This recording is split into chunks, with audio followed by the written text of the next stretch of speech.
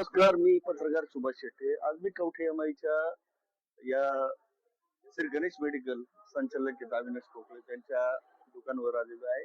आषाढी एकादशी आहे आणि त्या निमित्ताने पंढरपूरला जाणाऱ्या वारकऱ्यांप्रमाणेच आपल्या गावामध्ये असणाऱ्या वारकऱ्यांची सेवा घडावी या हेतूने डॉक्टर कांदळकर, अविनाश पोकळे आणि त्यांच्या सहकार्यांनी खिचडी आणि केळी वाटपाचा उपक्रम या ठिकाणी राबवलेला आहे.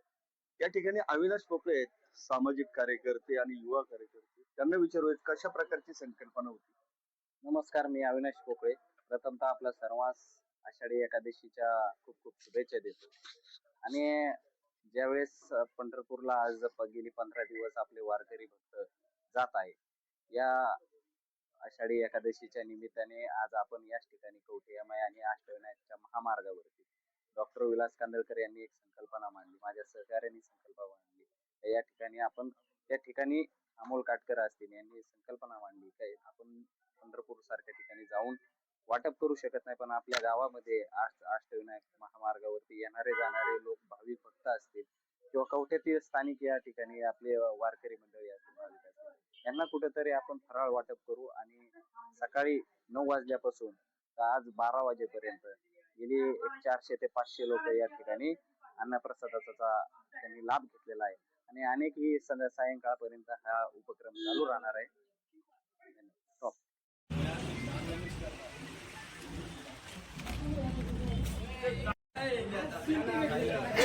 तुम्ही बघतो मला खर्च करतो तो आता खाया बसलाय.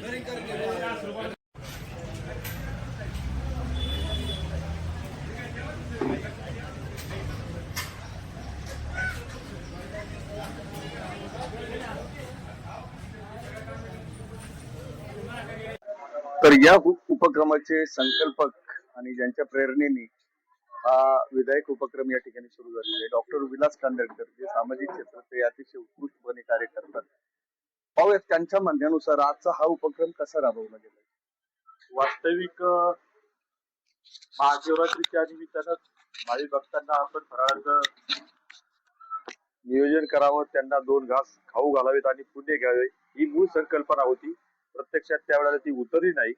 यावेळेस आमचे सहकारी मित्र अमोल काटकर यांच्या रेट्यामुळं आणि युवा नेते अविनाश पोकळे यांच्या सहकार्यामुळे हे आज ते शक्य झालेलं आहे.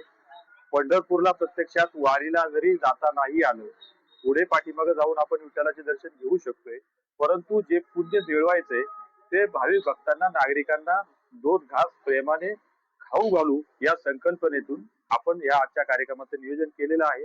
आणि त्याला मोठ्या प्रमाणात प्रतिसाद भेटलेला आहे.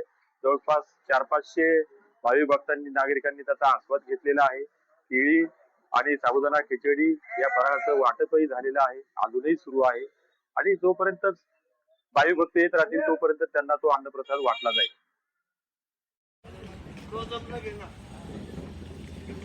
जाईन घास नाकात.